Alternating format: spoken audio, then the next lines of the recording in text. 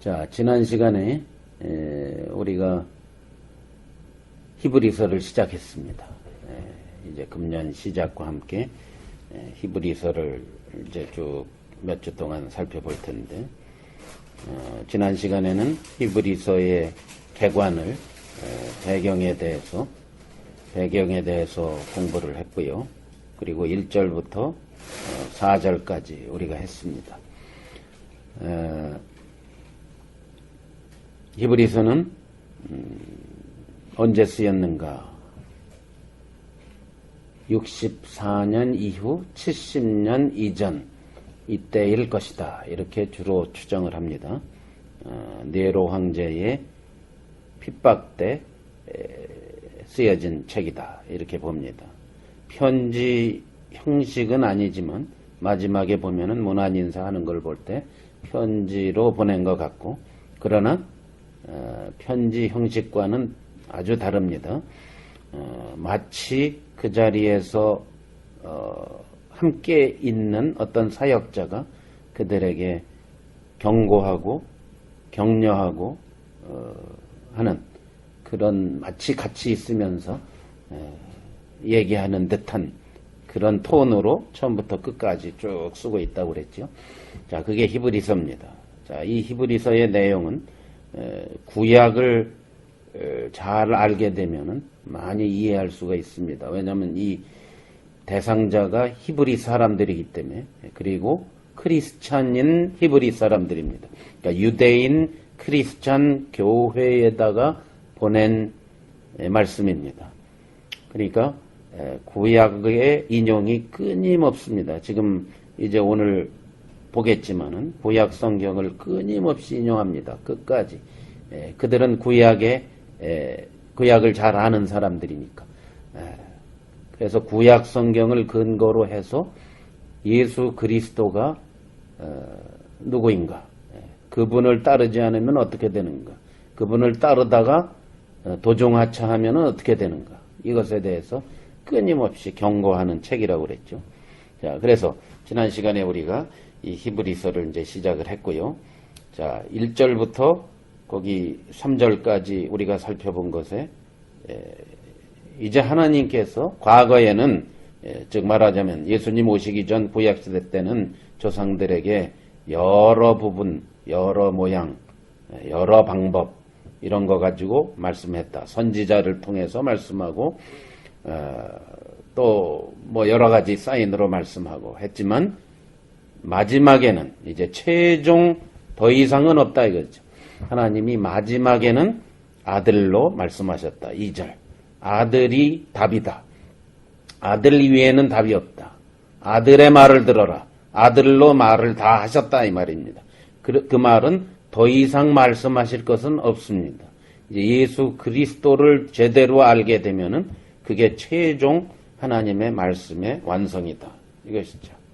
그분이 만유의 사역자시고, 그리고 그분이 바로 창조자시고, 그분이 하나님의 영광의 본체시고, 즉 삼위일체 하나님과 창세 전부터 하나이셨던 하나님이신 그분이 바로 아들이다 이것이죠. 예. 자, 그분이 지극히 높으신 이에, 높은 곳에 계신 지극히 크신 이의 우편에 앉아 계셨다. 즉 하나님의 우편, 하나님의 권위를 다 갖고 계시다. 그분이 예수 그리스도시다. 자, 거기까지 우리가 했습니다. 지난 시간. 자, 그러면은 지난 시간에 전체적인 개관을 우리가 얘기할 때 히브리서는 결국 구약에서부터 말하여 오던 그것은 그림자고 모형이고, 이제 실체가 오셨다. 아들로 말씀하셨다. 아들이 진짜다. 그것들을 무시하는 건 아니죠. 물론 구약이 쭉 연결되어서 예수 그리스도가 오셨으니까. 그러나 이미 실체가 왔는데 아직도 모형과 그림자를 따르는 것은 말도 되지 않는다. 결국 이 논조가 그것입니다. 그래서 구약에 두드러지게 강조되어 있는 것, 처음부터 뭘 얘기하냐면 천사들에 대해서 얘기하기 시작합니다. 1장 4절부터 쭉 보시면 1장과 2장은 천사보다 월등하시다, 이 얘기로 시작이 됩니다. 왜 그러냐 하면은 구약 성경에 천사들이 율법을 줬다. 하나님께서 천사들을 통해서 율법을 줬다. 그래서 이스라엘 사람들은 천사에 대한 숭배와 천사에 대한 강조가 대단했습니다. 그러니까 그거부터 얘기합니다. 왜? 그들은 율법에 사로잡혀서 살던 사람들이니까 천사가 준 율법이다. 그러니까 이제 천사부터 시작을 하는 거죠. 그 다음에 이제 천사가 준 율법을 받은 장본인인 모세 얘기를 이제 3장에 가서 모세보다 월등하다. 그 다음에 여호수아보다 월등하다. 가나안 땅보다 월등하다. 그 다음에 이제 구약 성경에 이 제사를 총주관하는 대제사장보다 월등하다. 이제 이런 논조로 쭉 끝까지 가는 겁니다. 그래서 지금 천사부터 시작을 합니다. 그가 천사보다 훨씬 뛰어남은 1장 4절입니다. 천사보다 훨씬 뛰어남은 비교가 안 된다. 그들보다 더욱 아름다운 이름을 기업으로 얻으시니니. 자, 예수 그리스도가 하나님의 아들이 천사와는 게임이 안 된다. 월등하시다. 훨씬 뛰어나다. 그들보다 더욱, 자, 여기서 말한 더욱, 이것이 영어로 말하면 better입니다. better인데 더욱, 이 better라는 말, 더욱이라는 말이 히브리서 전체에 13번 등장합니다. 여기서부터 등장하는데 1장 4절.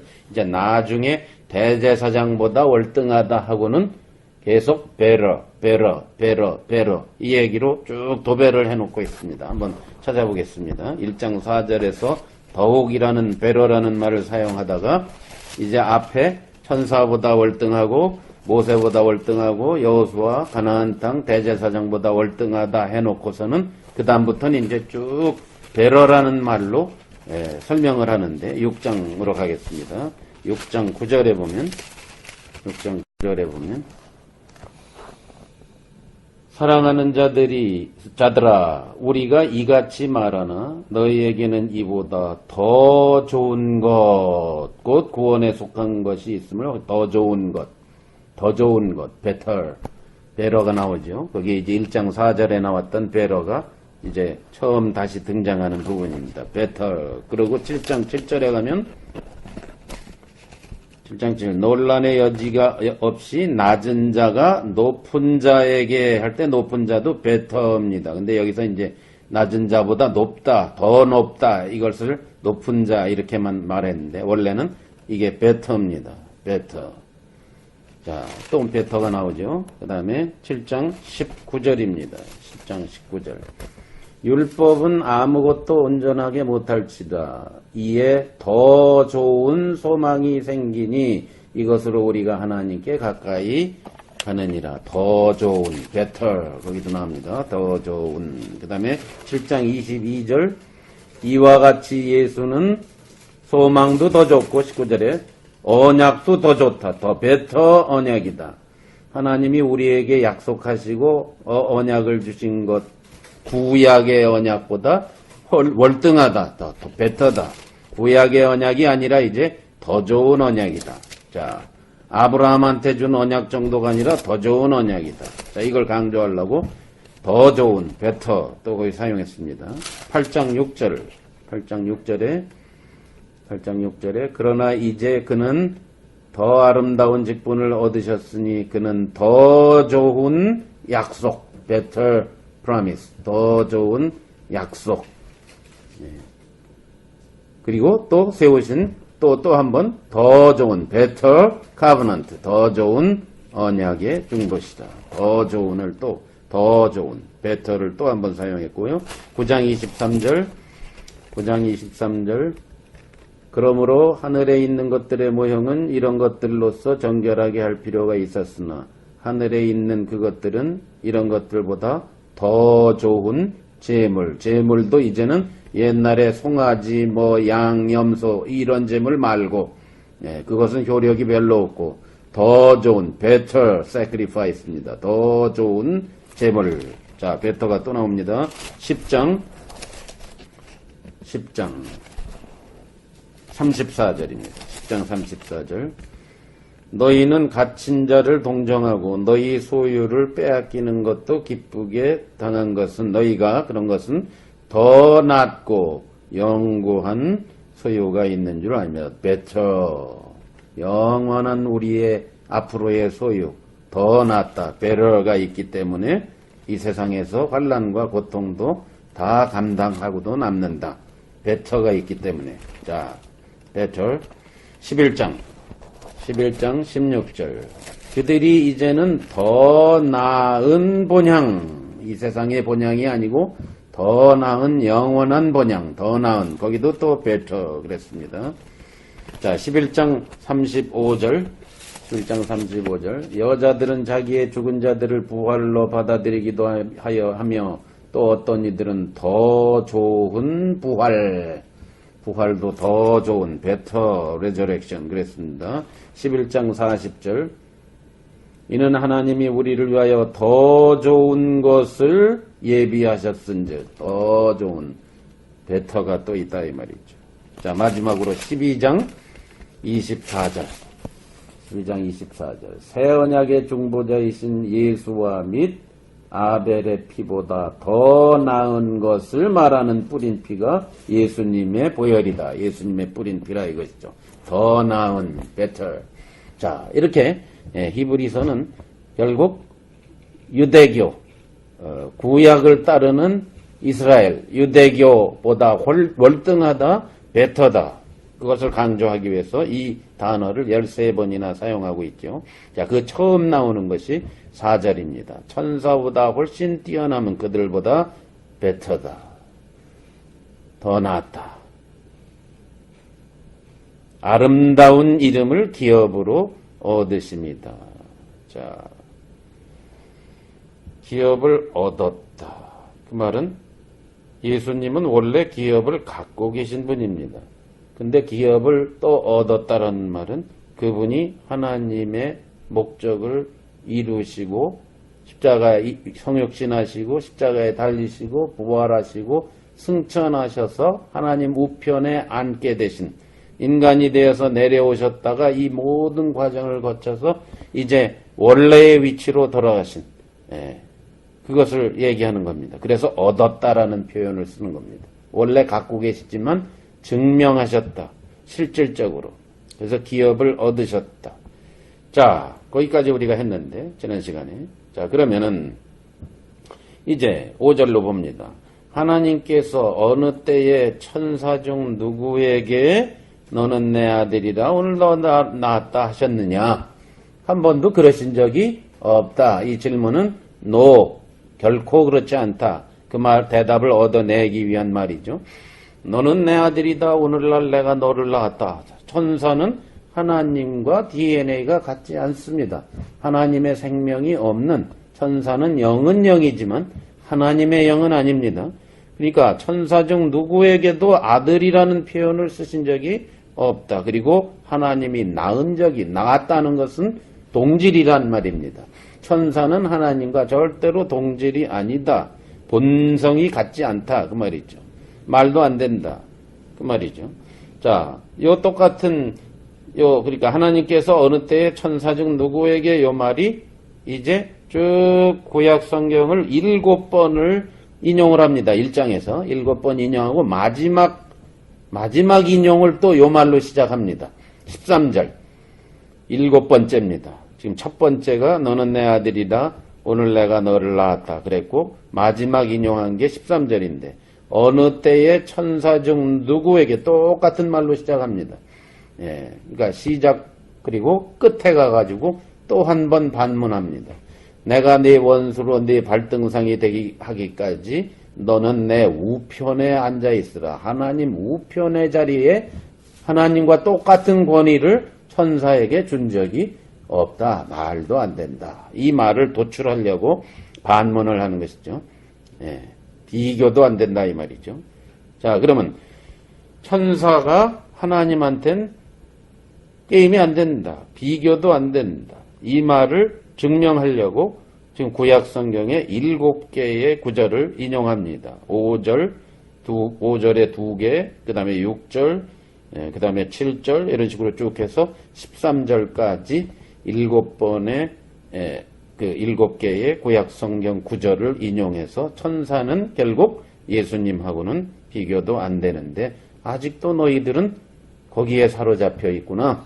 아들로 말씀하신 하나님의 말씀을 듣지 않는구나. 이것을 강조하려고 지금 써놓은 것이죠. 예. 자, 너는 내 아들이라 오늘 내가 너를 낳았다. 이건 시편 2편 7절입니다. 그리고 그 밑에 또다시 나는 그에게 아버지가 되고 그는 내게 아들이 되리라. 이건 사무엘하 7장 14절에 나오는 말씀인데, 자, 이 말씀들은 사실 꼭 예수님을 가리킨 말씀은 아니죠. 성경에서 시편이나 사무엘하는 솔로몬을 가리킨 말이고, 시편은 다윗, 즉 이스라엘의 왕을 가리킨 말이지만 이것이 전부 메시아와 연결되는 예언이지요. 자, 그래서 여기 히브리서 기자는 이 말씀들을 예수님에게 적용한 것입니다. 자, 너는 내 아들이라 오늘 내가 너를 낳았다. 천사한테는 그런 말 한 적이 없고, 또 그에게 나는 아버지가 되고 그는 내게 아들이 되리라. 천사에겐 꿈 같은 얘기다 이 말이죠. 임파서블하다, 불가능하다. 고로 아들이 천사보다 월등하다. 사절을 증명하려고 지금 계속 이제 전개해 나가는 과정입니다. 자, 그 다음에 세 번째 6절에 보시면 또 그가 맏아들을 이끌어 세상에 다시 들어오게 하실 때, 이거는 한국 성경이 이 엉뚱한 데에다가 다시를 집어넣어서 헷갈리게 해버린 겁니다. 또 그가 맏아들을 이끌어 세상에 다시 들어오실게 하실 때, 그러니까 다시 들어오시니까 재림하실 때 그런 뜻인 줄로 이것 우리 성경에 써 있는데, 그게 다시가 어디 들어가야 되냐면 6절 처음 또 그 다음에 들어가야 돼요. 원어에는 분명히 그렇게 되어 있는데 이상하게 우리 한국 성경을 번역한 번역가들은 참 그 원어에 충실하지 않게 멋대로 번역한 게 많습니다. 이렇게 하니까 이게 재림할 때 얘기인 줄로 오해를 할 수 있게 번역을 했죠. 또다시 이 말은 아까 5절 거기 너는 내 아들이라 오늘날 내가 너를 낳았다라는 말 그거 말고 하셨으며, 또다시 사무엘하에서는 이렇게 얘기했으며, 예? 그렇죠? 그 다음에 또다시 하고 또 성경이 인용하려고 한 말입니다. 그냥 전개할 때 필요한 말로 다시라는 말을 집어넣은 게 마치 다시 들어오실 때 이게 연결된 것처럼 이렇게 번역이 되어 있죠. 그것은 오역입니다. 자, 그러니까 다시를 어디다 갖다 붙여야 되냐면 또다시 그가 맏아들을 이끌어 세상에 들어오게 하실 때, 그러니까 초림하셨을 때, 옛날 2000년 전에 오셨을 때 그 말입니다. 그때 하나님의 모든 천사들을 그에게 경배할지어다. 하나님의 모든 천사들은 그에게 경배할지어다.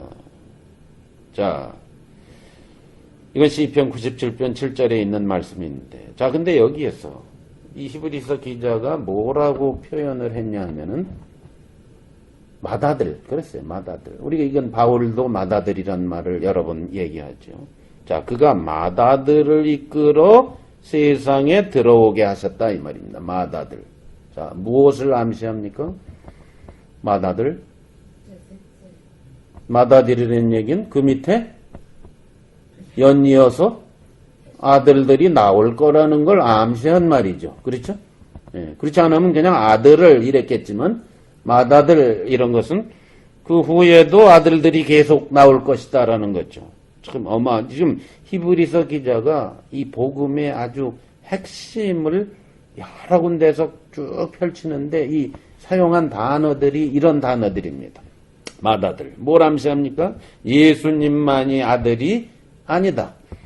예수님만 아들이 아니다. 다른 똑같은 아들들도 있다. 이것을 암시한 말이죠. 즉 교회에 속한 우리들도 아들이라는 거죠. 자, 그래서 거기 보시면 이제 나중에 우리가 다음 시간쯤 우리가 보게 되겠지만은 거기 2장으로 가면 곧바로 나옵니다. 2장에 이렇게 맏아들이라고 해놓은 히브리서 기자가 이제 곧바로 2장에 가면은 이렇게 얘기합니다. 2장 10절에 그러므로 만물이 그를 위하고 또한 그로 말미암은 이가 많은 아들들을 이끌어 영광에 들어가게 하시는 일에 그들의 구원의 창시자를 고난을 통하여 온전하게 하심이 합당하도다. 그게 뭐라 했습니까? 많은 아들들을 이끌어 영광에 들어가게. 영광에 들어가는 분은 예수 그리스도밖에 없거든요. 아버지와 아들과 성령님만 영광에 항상 거하시고 영광에 들어가시고 하는 건데 누구를 이끌어요? 많은 아들들. 그러니까 예수님이 맏아들이 되는 겁니다. 그 밑에 동생들을 이끌고 같이 원래 창세 전에 하나님께서 계시는 그 차원으로 데리고 들어간다. 복음이죠, 복음. 이게 우리가 알고 있는 놀라운 복음이죠. 하나님이 죄인인 우리들을 구원하셔서 하나님 수준의 삶, 하나님 차원의 삶으로 인도하시려고, 끌고 가시려고 예수 그리스도를 보내셨다. 이게 강조된 말씀이죠. 자, 그래서 맏아들이라는 표현을 먼저 쓰고 있는 것입니다. 이제 앞으로 아들들이 줄줄이 들어오게 될 것이다. 영광 속에. 자, 그래서 맏아들을 이끌어 세상에 오게 하실 때에 하나님의 모든 천사들은 맏아들에게 경배해야 된다. 차원이 다르다. 수준이 다르다. 게임이 안 된다. 이걸 강조한 말이고. 또 이제 아들에 대해서는 3번 이렇게 얘기하더니 천사들은 그럼 뭐라고 돼 있느냐. 구약성경에 천사들은 그는 그의 천사들을 바람으로 그의 사역자들을 불꽃으로 삼으시느니라. 이제 여기 이제 조금 구약을 읽고 대조해보고 이렇게 공부를 하신 분들은 금방 아시겠지만은 구약 성경, 우리가 갖고 있는 구약 성경에서 인용해 왔다라고 생각되는 구약 성경의 구절들이 다릅니다. 표현이 많이 다른 게 많습니다. 똑같은 것도 있지만 다른 것도 굉장히 많습니다. 그 이유가 뭐냐 하면은 우리가 갖고 있는 이 구약 성경은 히브리 말 성경에서 원래 있던 히브리 말 성경에서 번역한 겁니다. 지난번에도 제가 끊임없이 참고로 설명을 하지만 히브리 말 성경에서 번역을 한 겁니다. 우리가 갖고 있는 구약 성경이. 그런데 여기 히브리서 기자가 인용하고 또 주로 바울도 물론 그렇게 인용합니다. 우리의 신약 성경의 기자들이 신약 성경을 기록한 사람들이 인용한 구약 구절들은 많은 경우 히브리 말 성경에서 인용한 게 아니라 히브리 말 성경이 예수님 오시기 전 약 250년 전에 이집트의 알렉산드리아에서 번역이 됐습니다. 그리스 말로. 역사 공부했죠, 지난번에. 그 이유는 이스라엘이 이제 시리아한테 먹혔다가 애굽한테 먹혔다가 하는 말라기 이후에 예수님 오시기 전에 그 몇백 년 사이에 알렉산더에 의해서 짓밟히고 알렉산더의 부하들이 지금 그 일대를 장악해서 그리스 문화권을 만들고 시리아에도 황제가 있고 애굽에도 왕이 있고 사방에 이 왕들이 이제 후대에 가서 서로 막 싸우고 할 때에 이스라엘이 시리아에 먹혔다 애굽에 먹혔다 와 동네북처럼 왔다리 갔다리 할 때 그때 애굽에 먹혔을 때에 이집트에 먹혔을 때에 그때 이스라엘 사람들이 대거 이민을 갔습니다. 애굽에 속한 속국이니까 이민을 많이 갔습니다. 예를 들면 지금 일본이 옛날에 한국을 35년 동안 강제로 다스릴 때에 한국 사람들이 많이 일본 가서 이주해서 살았죠. 그래서 지금도 일본에 100만 명 이상의 그 한국 후손들이 살고 있는 것 아닙니까? 그런 이치죠. 영국에 가면 인도 사람들 굉장히 많습니다. 인도를 지배했기 때문에. 아프리카 사람들도 많이 있습니다. 아프리카를 지배했기 때문에. 이제 그런 식이죠. 그래서 애굽이 지배할 때에 이스라엘 사람들이 대거 이민을 가가지고 이사를 가서 알렉산드리아, 그 당시에 왕궁이 있던 알렉산드리아에 수십만 명으로 불어나서 살았습니다.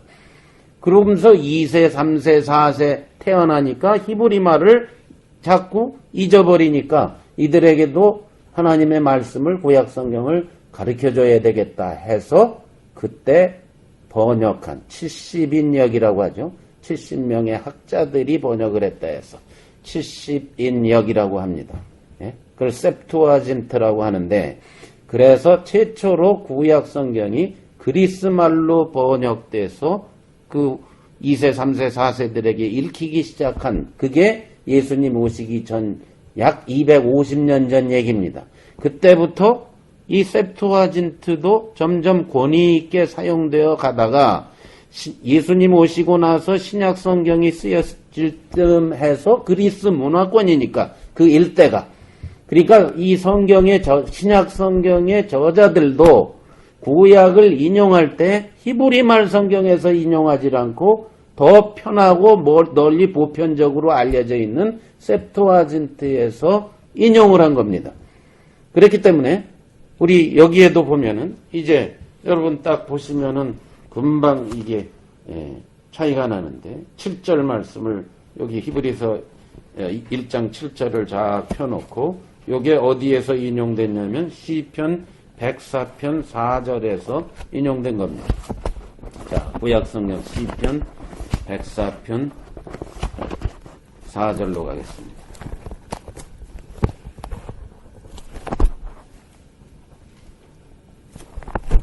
자, 시편 104편 4절에 보면 거기 뭐라고 되어 있지? 바람을 자기 사신으로 삼으시고 불꽃으로 자기 사역자를 삼으시며, 이렇게 돼 있죠. 자, 요거 타고, 자, 다 펴놓고 다시 히브리서 1장 7절로 왔어. 그는 그의 천사들을 바람으로 그의 사역자들을 불꽃으로 삼으시느니라. 어순이 바뀌었죠. 예? 셉투아진트는 순서를 바꿔버렸어요. 여기는 바람이 주어가 돼 있고 불꽃이 주어가 돼 있는데, 그죠? 히브리서에 인용된 것은 천사가 주어고 사역자가 주어가 돼 버렸어. 예. 그래서 이게 번역할 때 70인들이 번역을 할 때 자기들의 주관이 들어가서 번역이 돼 있기 때문에 이렇게 좀 다른 겁니다. 뜻이 많이 달라지죠.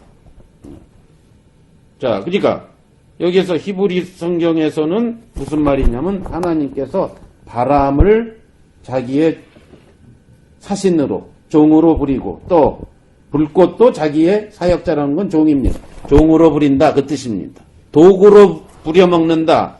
바람도 도구로 부리시고 하나님이 불꽃도 도구로 사용하신다, 이 뜻입니다. 근데 여기에서는 천사들이라고 갖다가 집어넣고, 자, 그러니까 셉투아진트에서 인용하기가 좋은 거죠. 이 히브리서 기자가. 왜? 거기 천사라고 돼 있으니까. 그래서 그걸 갖고 온 겁니다. 자, 그러니까 그렇게 이해하시면 됩니다. 그는 그의 천사들을 바람으로, 그의 사역자들을 불꽃, 그의 종들을 불꽃으로. 그러니까 여기에서 히브리서 기자가 강조한 게 뭡니까? 천사는 도구다. 무슨 도구다? 바람이나 불꽃과 같은 도구다. 바람은 전달을 하죠. 물건을 옮기죠. 불꽃은 태우죠. 그러니까 전달도구, 심판도구로 쓰임을 받는 게 천사들이다. 그러니까 천사는 부리는 종이다. 아들이 아니다. 권위가 없다. 이걸 강조하려고. 누구다? 아들이시다.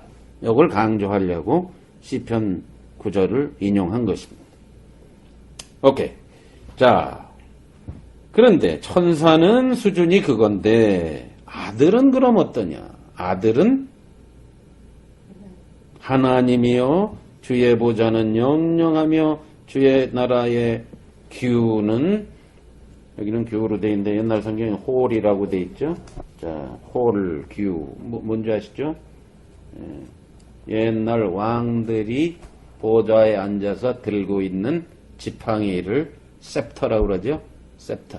지팡이를 말합니다. 왕이 딱 쥐고 있는 거. 제가 영국의 박물관에 갔더니 옛날에 왕이 들고 있던 홀의 꼭대기에 딱 지팡이의 꼭대기에 다이아몬드 몇백 개로짜리 그걸 딱 지금 박물관에 보관했는데, 자, 그런 그 어마어마한 비싼 다이아몬드를 딱 박아가지고 왕이 딱 옛날 영국 왕들이 들고 있습니다. 홀이라는 게 그겁니다. 왕의 통치의 상징입니다. 예, 왕의 통치의 상징. 보좌에 앉아서 들고 있는 그 지팡이를 말합니다. 자, 하나님이여, 주의 보좌는 영영하며 주의 나라의 홀은 공평한 홀이니이다. 그러니까 하나님은 공평하게 통치하신다 이 말이죠. 주의 의를 사랑하시고 불법을 미워하셨으니 그러므로 하나님 곧 주의 하나님이 즐거움의 기름을 주께 부어 주를 동료들보다 뛰어나게 하셨도다. 이것도 뭐 시간 관계상 다 찾지 않겠지만 시편 45편 6절에서 인용한 건데, 시편 45장 6절, 시편 6절로 가면은 6절 7절에 나오는 겁니다. 가면은 여기에 주의 하나님 주를 이걸 왕으로 돼 있어요. 왕. 그러니까 이스라엘 왕의 성혼가입니다. 이게. 그러니까 결혼 축하 노래입니다. 시편 45편은 이스라엘 왕이 결혼한 왕비를 맞아서 결혼하는 결혼식의 축가입니다. 근데 이것이 예수 그리스도와 연결되어 있다라고 보는 거죠. 메시아의 쌈이다 이렇게 봅니다. 그런데 그것도 셉투아진트에는 왕으로 안 돼 있고 주라고 돼 있단 말이죠. 네. 왕을 주로 번역을 했습니다. 그러니까 이 히브리서 기자가 요거 사용하기 좋다. 그리고 갖고 온 겁니다. 그래서 여기서 말하는 주가 바로 예수님이시다. 아들이시다. 이렇게 본 거죠. 그러니까 아들은 이와 같이 막강한 분이시다. 자, 그것을 증명하기 위한 도구로 시편 45편을 갖고 온 것이고. 오케이. 아들은 이렇고 천사 수준은 그렇지만 아들은 이렇게 막강하시다. 또 아들에 대해서 뭐라고 얘기했느냐. 주여 태초에 주께서 땅의 기초를 두셨으며 하늘도 주의 손으로 지으신 바라. 그것들은 멸망할 것이나 오직 주는 영존할 것이요. 그것들은 다 옷과 같이 낡아지리니 의복처럼 갈아입을 것이요. 그것들은 옷과 같이 변할 것이나 주는 여전하여 연대가 다함이 영원 무궁하시다 이 말이죠. 주님은 영원 무궁하, 아들이신 예수님은 영원, 이건 시편 102편 25절부터 27절에 나와 있는 말인데 이것도 예수님을 가리킨다. 여기서 주는 예수님이시다. 그래서 천사들보다 월등하시다. 그것을 강조했다. 천사들은 이런 표현을 가질 수가 없다. 그것을 강조한 것입니다. 오케이. 이렇게 6개 인용하고 다시 앞에서 얘기한 5절에 천사 중 누구에게 아들에겐 이렇게 얘기했는데 천사 중 누구에게 또 내가 네 원수로 네 발등상이 이런 발판이란 말입니다. 발판, 발에 깔고 발 밑에 까는 거, 발등상이 되게 하시기까지 너는 내 우편에 앉아 있으라. 아들은 하나님 우편에 앉아 있는 존재인데 천사가 감히 그런 어소리티를, 그런 권위를 가질 수가 있느냐. 말도 안 된다. 비교도 안 된다. 자, 이것을 강조하고 있습니다. 자, 그러면 내 우편에 앉아 있으라 라는 말이 이미 나왔죠? 1장 3절에 지극히 크신 이의 우편에 앉으셨느니라. 자, 내 우편에 앉아 있으라. 시편 110편 1절에 나오는 말인데, 자, 이 시편에 나와 있는 이 말씀을 가지고 이제 히브리서 기자는 1장 3절에도 지극히 크신 이의 우편에 앉으셨느니라. 이 히브리서 기자는 이 말씀에 근거해서 이 말씀을 계속 인용합니다. 이 말씀을. 왜? 예수님이 아버지 하나님과 똑같은 권위를 가지고 통치하시니까 이분 말을 안 들으면 큰일 난다. 이걸 강조한 게 히브리서거든요. 그러니까 앞으로도 계속 이 우편에 계신 예수님을 강조하는데, 자, 8장 1절로 가겠습니다. 자, 앞으로 이제 우리가 공부할 건데, 8장 1절에도 보면 이렇게 얘기합니다. 지금 우리가 하는 말의 요점은 이러한 대제사장이 우리에게 있다는 것이다. 그는 하늘에서 지극히 크신 이의 보좌 우편에 앉으셨느니라. 여기도 그렇게 돼 있죠. 예수님이 얼마나 막강하신 분이냐면 하늘에 지극히 크신 이 아버지와 함께 앉아 계시다 이것입니다.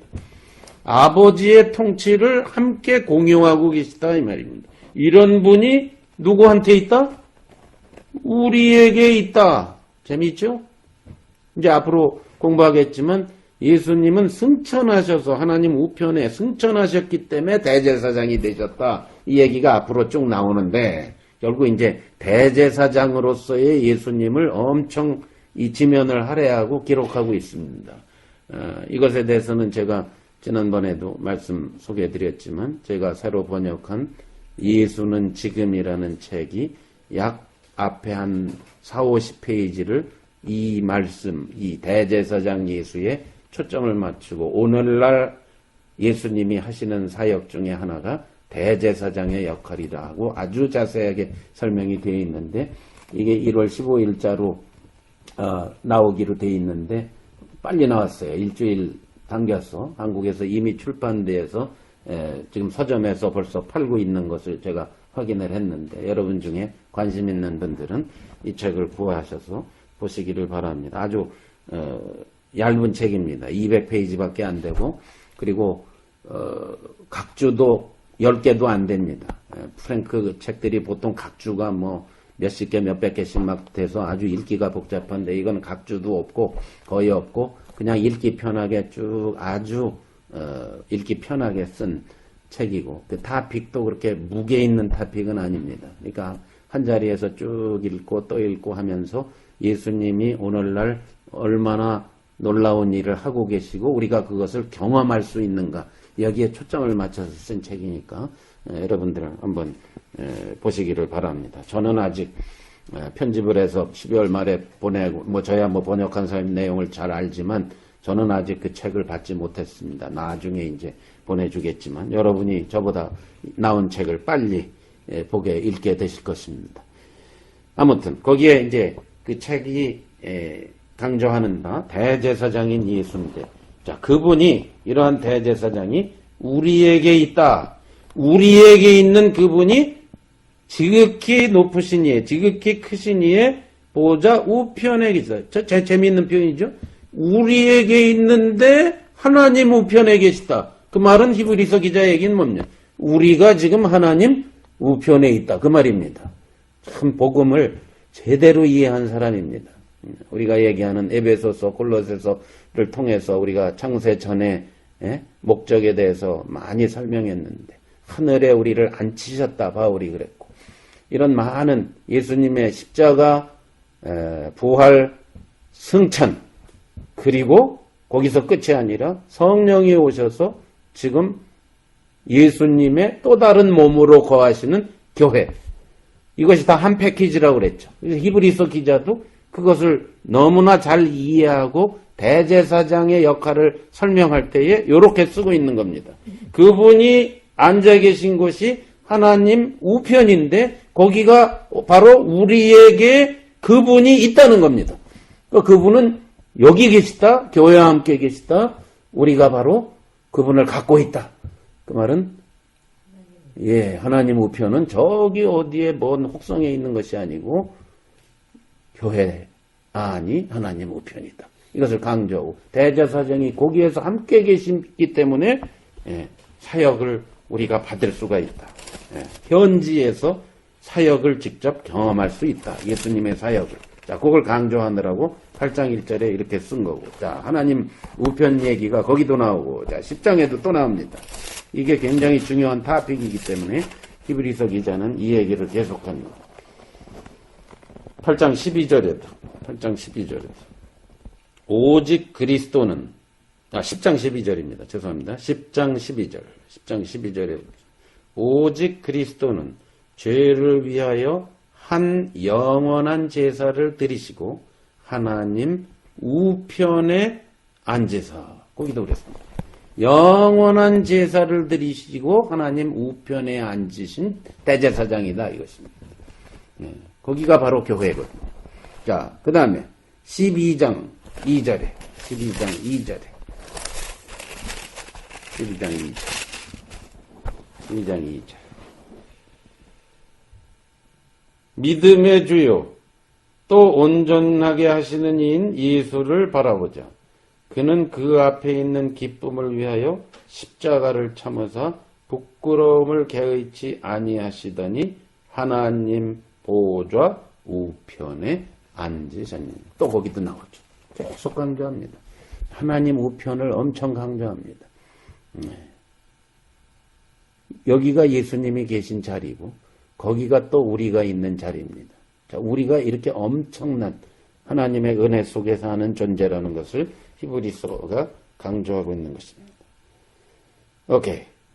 자, 그래서 13절에서 다시 돌아옵니다. 자, 그러면 이 하나님 우편에 예수님이 계시다는 얘기는 성경에도 다른 곳에 많이 나오지만 특히 여러분 우리가 이미 공부한 사도행전 7장에 보시면은 스데반이 돌 맞아 죽을 때 예수님의 충성된 증인으로 돌 맞아서 순교할 때에 본 환상입니다. 그 모습 중에 7장 사도행전 7장 56절에 이렇게 말합니다. 말하되 스데반이 55절 스데반이 성령 충만하여 하늘을 우러러 주목하여 하나님의 영광과 및 예수께서 하나님 우편에 서신 것을 보고 말하되 보라 하늘이 열리고 인자가 하나님 우편에 서신 것을 보노라. 스데반도 그 모습을 봤다. 그 말은 하나님이 저기 하늘이 열리고 그러니까 저기 있는 어떻게 몇백 마일인지 몇십 킬로인지 모르지만 하늘이 열리고 거기에서 하나님 보좌가 있고 우편에 예수님이 서셨다. 그런 뜻이 아니라 스데반은 물론 환상을 본 겁니다. 환상을 보았지 실제를 본 게 아니죠. 자, 그러면 환상에 가리키는 실제는 뭐냐? 예수님이 통치하고 계시다. 스데반아, 네가 나의 충성된 증인으로 비록 지금 산헤드린에서 재판받고 또 돌 맞아 지금 죽고 금방 숨이 멎기 일보 직전이라 할지라도 너는 결코 실패가 아니다. 너는 지는 것이 아니다. 내 인생은 끝나는 것이 아니다. 너는 우편에 계신 예수님과 함께 있다. 그것을 보여주시고 안심시키시고 격려하시고 용기를 주시려고 보여준 환상이지 예수님이 실제로 그렇게 뭐 어디 앉아있고 그렇다는 뜻이 아니지요. 그런 식으로 이해하니까 이제 성경이 올바로 이해가 안 되는 것이죠. 자, 우리가 이미 공부를 했고, 자, 하나님 우편에 계시다. 예수님이 통치하신다. 그 말입니다. 오케이. 13절로 다시 돌아와서 어느 때의 천사 중 누구에게 내가 네 원수로 네 발등상이 되게 하기까지 너는 내 우편에 앉아있으라. 그랬느냐? 그렇게 말씀하시는 천사에게는 절대로 그런 말씀, 천사는 그런 권위를 갖고 있지 않다. 그럼 천사들은 뭐냐 도대체? 앞에도 불꽃으로 바람으로 사용하는 도구라 이렇게 나왔던 것처럼 14절에 모든 천사들은 예외가 없습니다. 천사장이든 뭐 아니든 뭐 쫄개건 아무 상관없어요. 모든 천사입니다. 천사들이라는 존재는 섬기는 영입니다. 도구입니다. 역할이 도구라는 거죠. 섬기는 영으로서 구원받을 상속자들을 위하여 섬기라고 보내심이 아니냐. 이제 하나님 예수님만 섬기는 게 아니라 누구도 섬긴다? 구원받을 상속자들을 위하여 섬김을 받는 도구들이다. 이게 천사다. 이것입니다. 그러니까 천사하고 예수님이 비교가 되겠느냐. 예수님을 섬길 뿐 아니라 누구도 섬긴다? 구원받을 상속자들이라는 표현은 왜 했겠어요? 2절입니다. 1장 2절에 이미 그 표현을 썼기 때문입니다. 이 모든 날 마지막에는 아들을 통하여 우리에게 말씀하셨으니 이 아들을 만유의 상속자로 세우셨는데 그분이 맏아들이시고 6절에 그리고 또 다른 아들들이 있고 상속자가 있다는 거죠. 그게 14절입니다. 구원받을 상속자들. 그게 우리죠. 교회죠.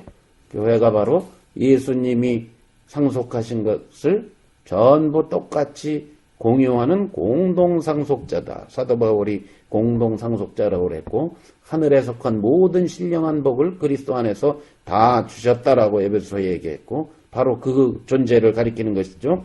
구원받을 상속자들을 위하여 이 모든 작업에 섬기는 종들로서 존재하는 것이 천사들이기 때문에 천사를 숭배하거나 섬기거나 천사를 강조하거나 천사가 준 율법이라고 천사 그거 아니다. 이걸 강조합니다. 예수님이시다. 아들이시다. 그분으로만 말씀하신다. 그분으로 하신 말씀 이외에는 다 아니올시다다. 이걸 강조하기 위해서.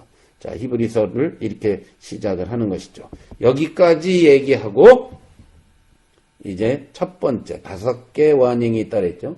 5개 경고문이 있는데 주의, 경고하고 이 독자들을 정신 똑바로 차리지 않으면 큰일 난다 하고 경고한 게 히브리서에 5개 있다 그랬죠. 지난번에 다 찾아드렸죠. 그 중에 첫 번째가 2장 1절부터 4절이 이제 등장합니다. 얘기하다가 경고했다가 얘기 계속했다, 또 경고했다, 얘기 계속했다. 이런 식으로 쓰고 있습니다. 자, 경고 1번, 첫 번째 경고. 그러므로, 자, 그럼 천사들 얘기를 왜 꺼냈겠느냐? 이게 중요합니다. 지금 이제. 이렇게 장황하게 천사가 예수님보다 훨씬 열등하다. 예수님이 월등하시다. 이 얘기를 꺼낸 이유가 이제 2장 1절부터 4절까지 쫙 등장을 합니다. 이게 워닝의 경고에 등장을 합니다. 그러므로 우리는 들은 것에 더욱 유념함으로 주의하여 우리가 흘러 떠내려가지 않도록 함이 마땅하니라. 자, 경고 내용입니다. 우리가 들은 것에 더욱 유념해야 된다. 들은 것. 뭘 들었냐? 이미 아들로 말씀했다고 그랬죠. 2절에. 예? 아들을 통하여 우리에게 한 말씀을 들어야 되죠. 그 들은 것을 주의하지 않으면 큰일 난다. 라는 경고입니다. 자, 어떻게 큰일 나냐? 우리가 흘러 떠내려가지 않도록 흘러 떠내려갈 수 있다라는 것이죠. 그렇죠? 흘러 떠내려. 무슨 비유입니까? 배의 비유입니다. 그래서 배라는 것이 항구에 정박을 하고 닻을 내리고 단단히 끈으로 항구에 묶고 닷도 내리고 동아줄로 항구에 이렇게 있는 쇠 기둥에다가 동여내야 흘러 떠내려가지 않죠. 배가. 그렇죠? 그리고 배가 어디 갔더라도 닻을 내리면 흘러 떠내려가지 않죠. 바람이 좀 불어도 폭풍이 불어도 단단히 고정되어 있는 배는 흘러 떠내려가지 않습니다. 그런데 동아줄이 끊어지고 느슨해지고 부실하고 썩고 닻을 내리지 않고 닻에 연결한 끈이 끊어지고 했다라고 보십시오. 어떻게 됩니까? 표류합니다. 흘러 떠내려갑니다. 배가 계속 바다에서 이리 표류하고 저리 표류하게 된다. 자, 그 이미지를 빌려온 겁니다. 자, 아들을 통하여 말씀하신 말씀에 집중하지 아니하면 흘러 떠내려가서 결국 어떻게 됩니까? 흘러 떠내려가면 배라는 것이 폭풍 속에서 폭풍을 만나서 어떻게 됩니까? 다 부서져 버리고 파손하고 만다. 그 말입니다. 흘러 떠내려가서 파손하는 배처럼 우리도 들은 것을 아들을 통하여 한 말씀, 즉 최종적인 말씀, 그죠? 더는 말씀이 없는 아들을 통해서 우리에게 온 복음 그 말입니다. 그것에 유념하지 아니하면은 흘러 떠내려간다라는 경고지. 자, 그러면서 이제 천사들 얘기로 나옵니다. 천사들을 장황하게 얘기한 이유가 등장합니다. 천사들을 통하여 하신 말씀이 견고하게 되어 모든 범죄함과 순종하지 아니함이 공정한 보응을 받았거든. 하물며 그 말입니다. 우리가 이같이 큰 구원을 등한히 여기면 어찌 그 보응을 피하리요. 요걸 얘기하려고 1장 내내 천사 얘기를 한 겁니다. 천사들이 예수님보다 훨씬 열등한 존재인데 그 천사들을 통해서 하나님이 뭘 주셨어요? 말씀을 주셨어요. 그게 율법이에요. 2절. 자, 구약입니다. 구약. 율법을 주신 게 누구를 통해서 주셨습니까? 천사들을 통해서 주셨습니다. 우리 한번 찾아보겠습니다. 네. 자, 사도행전. 그냥 신명기나 출애굽기는 모세가 받았다 이렇게 썼지만 그게 전부 천사들을 통해서 받은 겁니다. 하나님이 직접 주신 게 아니라 천사들이라는 종들을, 사역자들을, 매개체를 통해서 주신 건데, 자, 사도행전 7장 스데반의 메시지로 다시 갑니다. 스데반으로 가서 스데반의 메시지를 한번 보세요. 사도행전 7장 53절. 사도행전 7장 53절. 사도행전 7장 53절입니다.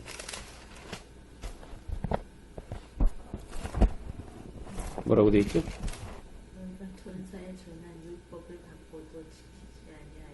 예, 너희는 천사가 전한 뭐예요? 율법. 자, 율법을 누가 줬냐고요? 천사가 줬다고요. 사도행전 7장 38절 바로 앞에도 스데반이 이렇게 얘기합니다. 38절도 신의 산에서 말하던 그 천사와 신의 산에서 율법 줄 때, 모세에게 율법 줄 때 누가? 천사가 신의 산에서 말하던 그 천사. 그랬어요. 천사가 준 율법. 그랬어요. 그래서 갈라디아에서 보면 바울도 이렇게 얘기합니다. 자, 갈라디아서. 지난번에 이미 공부한 내용입니다. 갈라디아서 3장 19절에도 보면 그런즉 율법은 무엇이냐? 범법함으로 더하여진 것이라 천사들을 통하여 한 중보자의 손으로 베푼 것인데 약속하신 자손이 오시기까지 있는 게 율법이다. 율법은 즉 예수 그리스도가 오신 이후에는 효력을 발생할 수 없다. 왜? 율법보다 엄청난 게 왔기 때문에. 이제 그거를 이제 비교법으로 바울이 얘기한 건데. 율법이 무엇이냐고요? 천사들을 통하여 주었다. 스데반도 그렇게 얘기하고 바울도 지금 그렇게 얘기하죠. 자, 그러니까 여기 다시 히브리서 2장 2절. 천사들을 통하여 하신 말씀, 율법입니다. 자, 시내산에서 천사들을 통해서 모세에게 이스라엘에게 주신 그 말씀도 견고해서 그게 무슨 빈말이 아니잖아요. 하나님이 주셨으니까 완벽한 말씀입니다. 율법도. 그 말씀도 천사들이 준 말씀도 견고하게 되어 모든 범죄함과 순종치 아니함에 공정한 심판을 했다 이 말이야. 보응을 다 했다. 그 말씀대로 안 하면은 심판을 받았다. 그렇게 돼 있어요. 그렇죠? 구약 성경의 역사는 율법을 지키지 아니한 이스라엘에 온 5만 가지 심판의 내용이 구약을 장식하고 있습니다. 천사들이 준 율법도 견고해서 애누리 없다 이 말이죠. 견고해서 모든 범죄함과 순종하지 아니하며 공정하게 다 보응하라고 심판을 가했다 이 말이죠. 하물며 아들을 통해 하신 말씀은 어떨까? 용법입니다.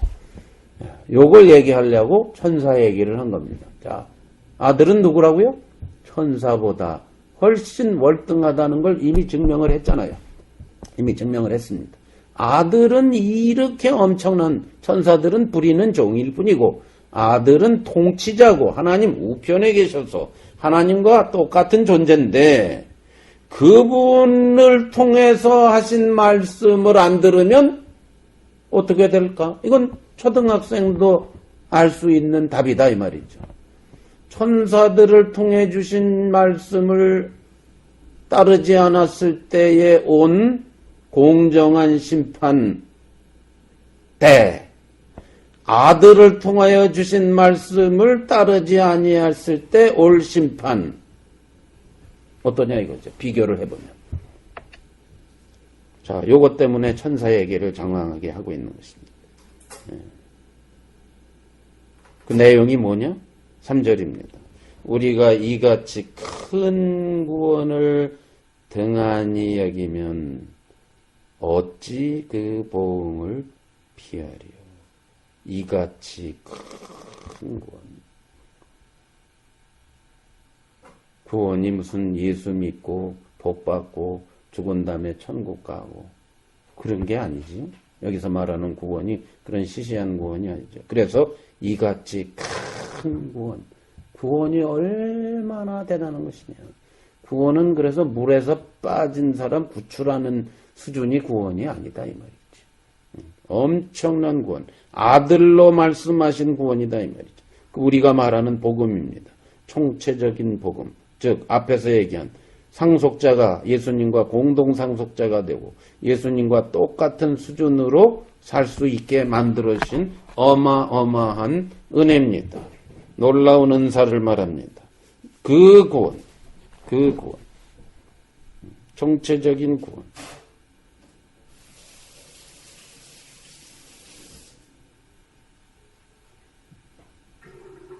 이것을 소홀히 여기면, 등한시한다는 말은 너무 당연시하고 소홀히 여기고 별로 가치 있는 것으로 여기지 아니한다. 그 말이죠. 구원 받을 때 울고 불고 뭐 콧물 흘리고 아글골짝 빈들에도 아글골짝 뭐도 내가 복음 들고 가오리다 뭐 노래하고 뭐 헌신하고 뭐 제자 훈련 받고 뭐 그렇게 할 수 있습니다. 일시적으로. 그러나 점점 날이 갈수록 무감각해지고 이 하나님이 주신 복음이 구원이 얼마나 엄청난지를 경험 못하고 실감 못하고 살지 못할 때 오는 심판이 얼마나 크냐 그 뜻입니다. 그렇기 때문에 이 히브리 사람들은 유대인 크리스찬들은 핍박이 왔다고 네로 황제의 핍박이 왔다고 복음을 버리고 교회를 버리고 구원을 버리고 돌아갔다는 것입니다. 그런데 구약의 이스라엘을 봐라. 천사가 준 말씀을 받고도 그대로 따르지 않았을 때 엄청난 공정한 보응을 받았는데 그리스도 하나님의 아들이 주신 복음 구원을 받고도 그것을 등한히 여길 때 이스라엘이 당한 심판 정도겠느냐? 그게 아규먼트입니다. 그 변론입니다. 지금. 그래서 첫 번째 경고가 굉장히 무시무시한 경고로 시작하고 있습니다. 우리가 이거 굉장히 저부터 우리가 이 말씀을 굉장히 심각하게 받아들여야 됩니다. 우리가 놀라운 하나님의 은혜 속에 살지만 그것을 당연시하고 무감각해지면은 결국 우리가 지금 당장 핍박이 안 왔다고 우리는 뭐 괜찮은 줄 알지만 하나님이 우리를 어떻게 판단할지 제가 늘 말씀드리지만 하나님은 핍박이 온 거나 안 온 거나 똑같이 여기십니다. 어떻게 여기시느냐 이렇게 여기십니다. 하나님은 시공을 초월해서 우리를 보시기 때문에 시공, 시간도 없고 공간도 없는 상태에서 우리를 보십니다. 그 말은 만약 우리가 네로 황제 같은 핍박 속에 있다면은 구원을 저버릴까? 안 저버릴까를 아십니다. 하나님은 아십니다. 이게 굉장히 심각한 얘기입니다. 제가 뭐 성경에는 나오지 않지만 저의 추측과 짐작을 말씀드렸죠. 예수님의 복음이 오기 전에 살았던 사람들은 어떻게 심판하실까? 우리는 잘 모르지만 제 생각에는 그들이 만약 예수님의 복음이 온 이후에 우리 시대에 그 사람들이 살았다면은 이 복음에 아멘하고 이 복음을 철저하게 따라가고 이 복음 속에서 헤엄치고 좀 누리고 만끽하고 살 사람인가 아닌가를 시공을 초월해서 하나님은 아실 거라는 거죠. 그것으로 심판하실 거라고 저는 믿습니다. 마찬가지로 우리에게 지금 무시무시한 네로 황제의 핍박 같은 것은 오지 않았습니다. 미국에서 지금 한국에서 자유의 나라에서 그런 핍박은 없습니다. 그러나 지금도 중동에서 아프리카에서는 1년에 예수 그리스도를 때문에 순교당하고 죽는 사람이 약 30만 명이 넘습니다. 지금도 한국의 웬만한 중소도시 하나에 해당하는 인구가 예수 믿기 때문에 죽습니다. 순교당해서 죽습니다. 이게 지금입니다. 1세기 때만 그런 게 아닙니다. 지금입니다. 자, 1세기보다 숫자가 더 많을지도 모릅니다. 순교당하는 숫자가. 자, 지금도 그런 데 사는 분들이 있거든요. 자, 그러면 우리는 그들보다 럭키하다? 아닙니다. 하나님은 우리를 어떻게 보실 거냐면은 우리가 그 환경에 있을 때 그들처럼 예수를 부인 안 하고 죽을 사람이냐 아니냐를 아십니다. 하나님은 지금 이 순간 저 이남아를 아십니다. 이게 심각한 겁니다. 이게 심각한 겁니다. 그렇기 때문에 무감각해지거나 점점 당연시하거나 복음을 당연시하거나 교회를 당연시하거나 이런 깨어있지 않은 신앙에서 빨리 벗어나야 됩니다. 사도 바울이 그래서 깨어있으라 예수님도 깨어있으라 아주 예수님 입에 달고 사신 말씀입니다. 깨어있으라 지금 우리가 평범하게 삽니다. 일하고 밥 먹고 자식 키우고 학교 가고 잠자고 평범하죠. 당연히 평범한 생활 속에서 우리가 진짜 예수 그리스도의 복음을 따라서 그분의 형상대로 살아가느냐 이게 우리에게 늘 심각해지고 이것이 너무나 우리의 삶을 지배하는 하루 생활이 되지 아니하면 핍박이 왔을 때에 우리는 이 히브리서 기자가 지금 우려하는 것처럼 옛날로 돌아가고 말지도 모릅니다. 히브리서를 우리가 공부하면서 무슨 공포의 분위기를 제가 조성하는 건 아니고 히브리서 기자가 말하려고 하는 핵심을 우리가 바로 딱 잡아야 된다 이것이죠. 우리는 자유인입니다. 이미 예수 그리스도 안에서 놀라운 하늘을 살고 있습니다. 그러나 그 하늘을 살고 있다는 건 절대 이론도 아니고 어떤 논리가 아닙니다. 그것이 평범한 생활 속에서 드러나야 됩니다. 가정에서, 자식하고, 부부 생활에서, 직장에서 내가 얼마나 예수 그리스도로 살아가느냐 그것입니다. 인내하고 우리가 공부한 사랑하고 인내하고 용서하고 징징거리지 말고 예수님처럼 내 나라는 이 땅에 속한 것이 아니다. 이것이 하루 생활 그냥 우리를 지배하고 어떤 우리가 누구가 나를 밟으려고 해도 그건 밟으면 밟아라. 하찮게 여기고 이와 같은 여유 있고 하는 예수님의 모습과 같은 그런 삶, 즉 성령의 충만한 삶을 우리가 살고 있지 아니하면은 네로 황제 같은 핍박이 왔을 때, 지금도 저 아프리카나 중동에서 벌어지는 핍박이 왔을 때 그냥 나 예수님 모릅니다. 이럴지 모릅니다. 몸에 배야 됩니다. 교회의 삶이 이와 같은 수준의 삶이 업그레이드, 우리가 다 하나님의 아들을 믿는 것과 아는 일에 하나가 되어 그리스도의 장성한 분량이 충만한 데까지 교회가 함께 자라가지 아니하면 핍박이 올 때, 초대교회와 같은 핍박이 왔을 때 이렇게 되고, 핍박이 안 왔더라도 지금 하나님은 우리의 수준을 아실 거라는 것이죠. 이걸 우리가 한번 심각하게 생각하면서 이 히브리서를 공부할 필요가 있을 것 같습니다. 우리가 이같이 큰 구원을 등한시하면, 당연시하고 소홀히 하고 그러면 어찌 보응하겠느냐.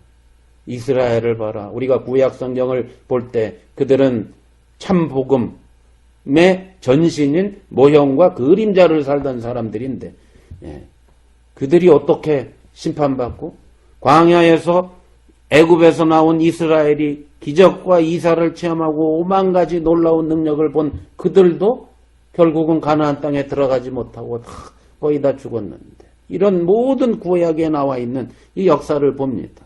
천사들이 전한 율법을 받고도 그와 같이 공정한 보응을 받았는데 이같이 큰 구원, 너무너무 엄청난 Great Salvation 그랬습니다.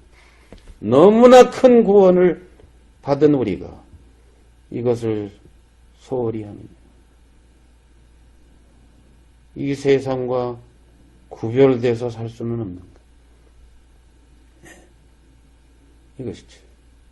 이 세상과 구별된 사람만이 전에 한국의 어떤 목사님의 별세 신학이다 이런 표현을 쓰셨는데 별세, 우리는 별세하셨습니다. 누가 별세하셨습니다. 그러면 이 세상을 죽었다 이 말이죠. 떠났다. 근데 그분은 그런 별세 말고 진짜 별세, 이 세상에 살면서 세상과 이별할 수 있는, 세상에 살지만 세상과 따로 노는 교회, 세상과 살지만 세상에서 살지만 세상과 이별한 삶이 두드러지게 나오는, 말과 행동에서 두드러지게 나오는 생활, 그것을 살아보자. 그걸 강조한 목사님이 옛날에 계셨는데 아무튼 우리가 이같이 큰 구원입니다. 큰 구원이니까 구원받은 사람들, 복음을 알고 있는, 큰 구원을 알고 있는 사람답게 살아가라. 그렇지 아니하면 어찌 그 보응을 피하리요.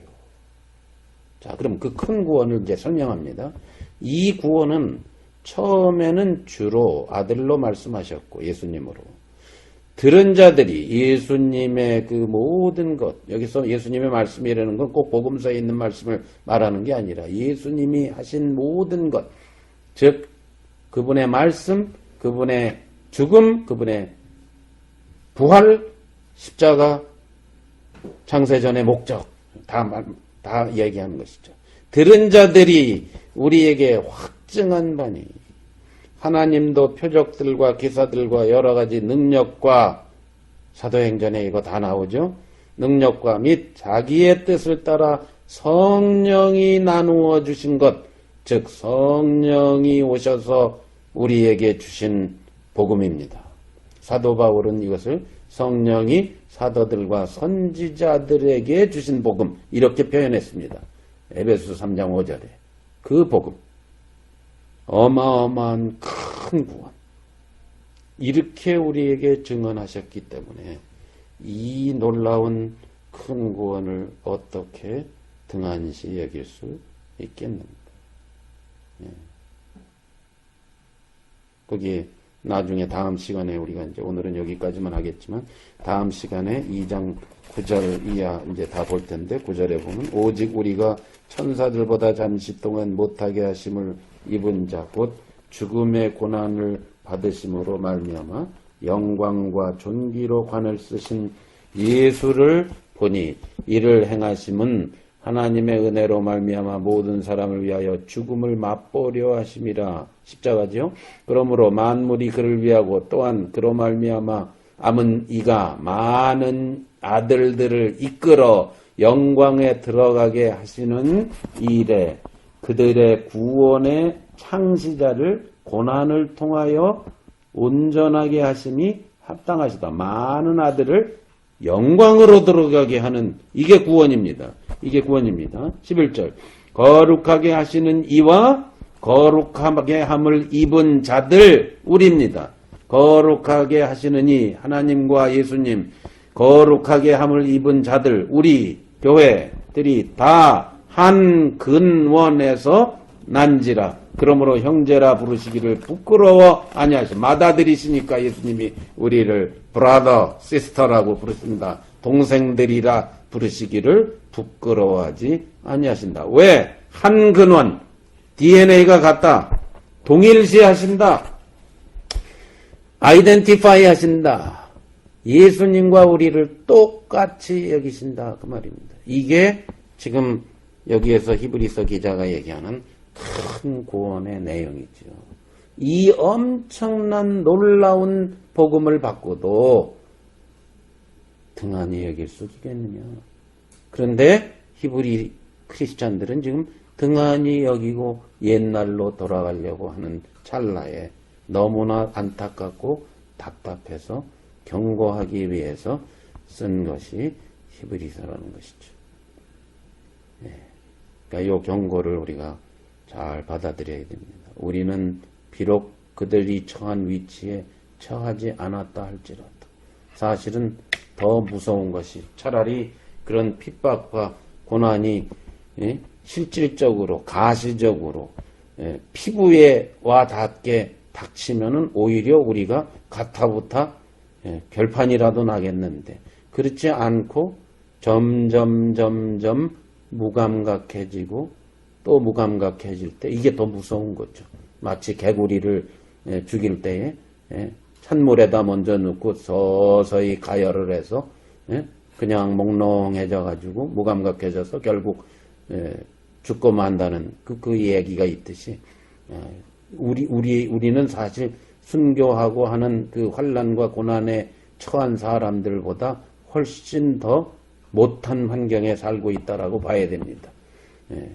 육체적으로 편하고 잘 먹고 잘 살고 하는 환경이 오히려 그들보다 못할 수도 있다는 것을 항상 경각심을 가지고 우리가 교회 생활을 할 수 있어야 됩니다.